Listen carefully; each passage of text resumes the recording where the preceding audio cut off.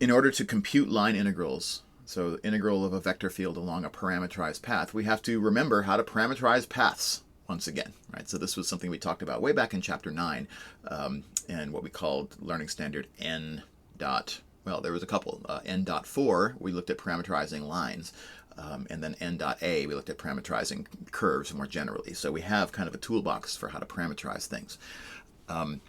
And when we parameterize a curve, that parameterization also gives us an orientation on the curve, right? Because parameterization is a function from the real number line into some curve in 2 space or 3 space. And since the real number line has an order attached to it, right, lesser numbers moving to bigger numbers, that order then inherits onto the curve itself. And so we can sort of say this curve is being parametrized in this direction. Like maybe we parameterize a semicircle in a clockwise fashion instead of a counterclockwise fashion, and so on.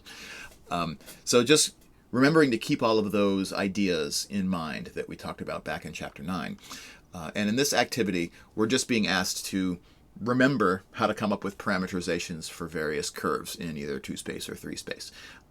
And my purpose in having us talk about this just briefly, so I only want you to do part B, which is to parameterize this line segment, and I'm going to give away a nifty way to do part A. So anytime that we need to parameterize a line segment in any number of dimensions, so this works in 2 space, it works in 3 space, it works in 12 space, however many dimensions you like. If we know what the starting point and the ending point of our desired parameterized line segment is going to be. So in this case, the starting point would be 0, 1, minus 2. The ending point would be 3, minus 1, 2.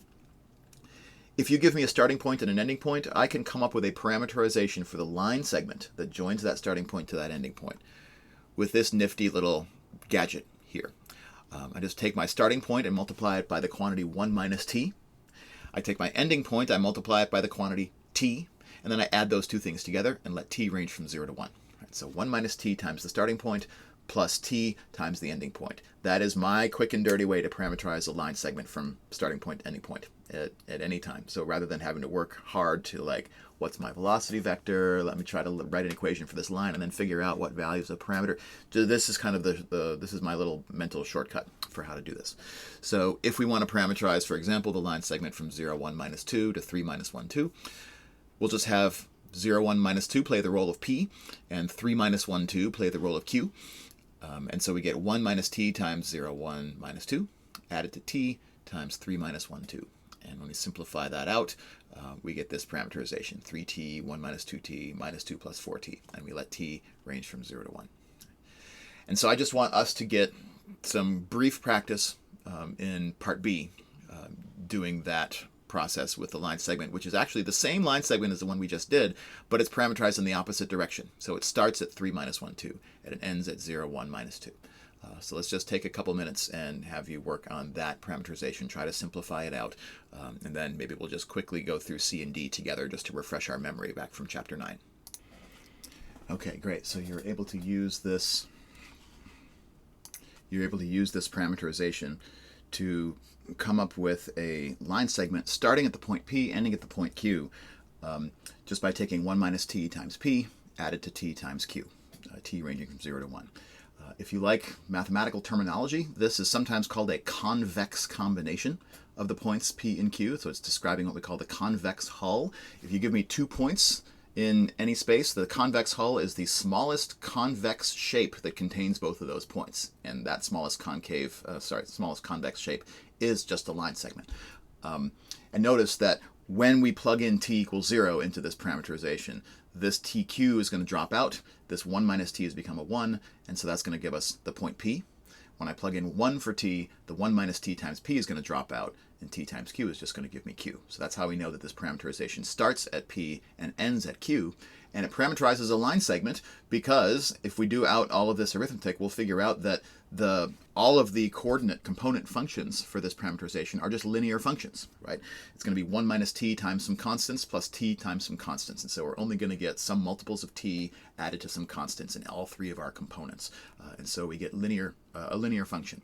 And if we look at the coefficients of t in that linear function, those coefficients are just going to give me a velocity vector for this parameterized line. And the reason for that is what we would find if we just factored out the t from these two things, right? We get p plus t times the quantity q minus p, and q minus p is exactly this displacement vector that goes from p to q. Right? So it's p plus t times pq, and so that pq is my velocity vector, or my direction vector for this line, if you like.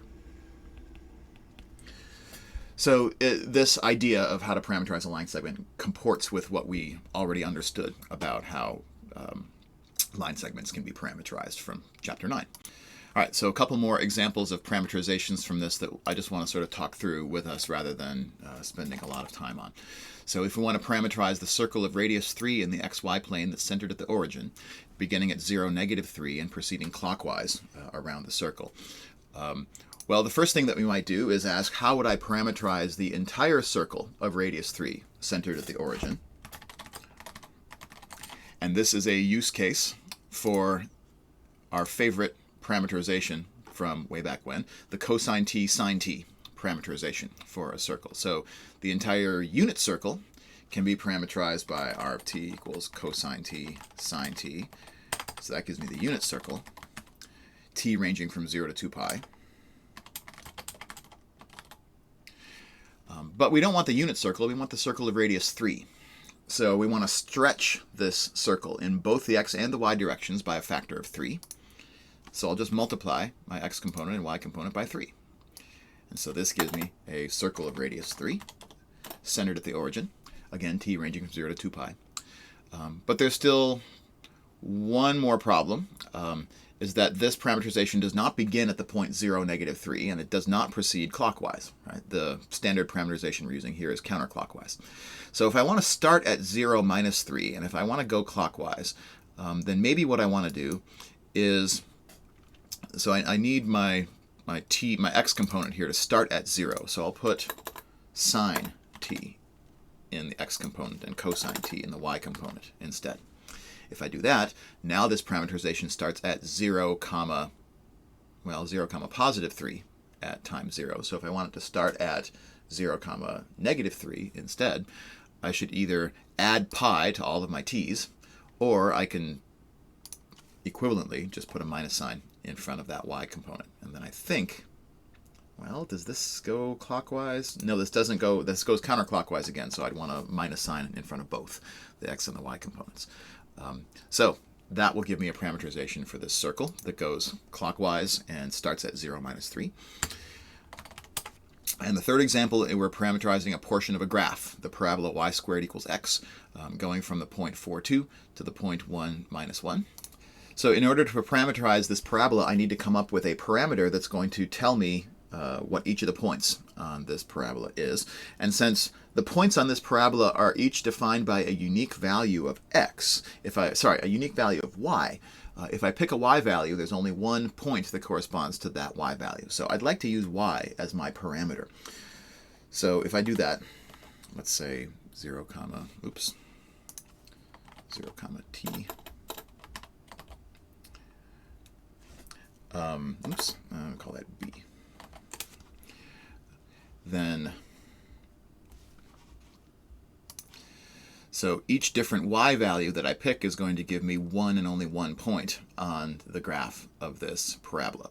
And so if I choose y values that sort of start at 2 and end at -1, that should parameterize the curve that I'm looking for. But I can't write that in an inequality, so let's write it the forward way.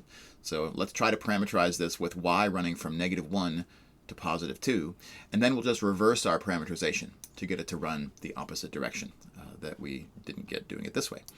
And so if I'm going to do that, I need to know how the x value corresponds with the y value, and to figure that out, we have the parameters. We have the level set equation x equals y squared.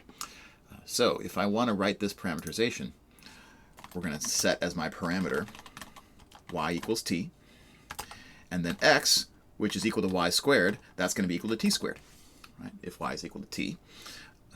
And so my parameterization that I could come up with is r of t, r of t equals t squared comma t, with t going from, again, we want t to somehow go from 2 to -1, which doesn't really make much sense for parameterization. We can't just do that, so we'll do t from -1 to 2. and then recognize that that this is running backwards from the way that we want it to.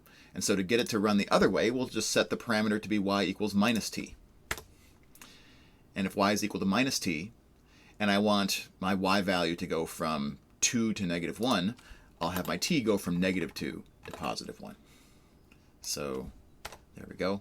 And then the x value would be the y value squared, which is minus t the quantity squared, but minus t the quantity squared is just the same as t squared, because that minus sign gets squared away.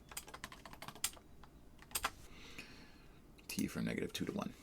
Let's, in Desmos, just verify that this is giving us what we wanted to get. So t squared, and then minus t, and I want t to range from negative 2 to positive 1.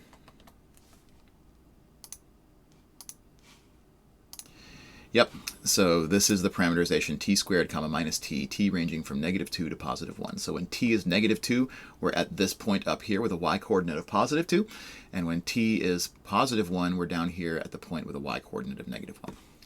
And so there's just a quick refresher on parameterizing curves that's going to come in handy as we move through the rest of our material for today.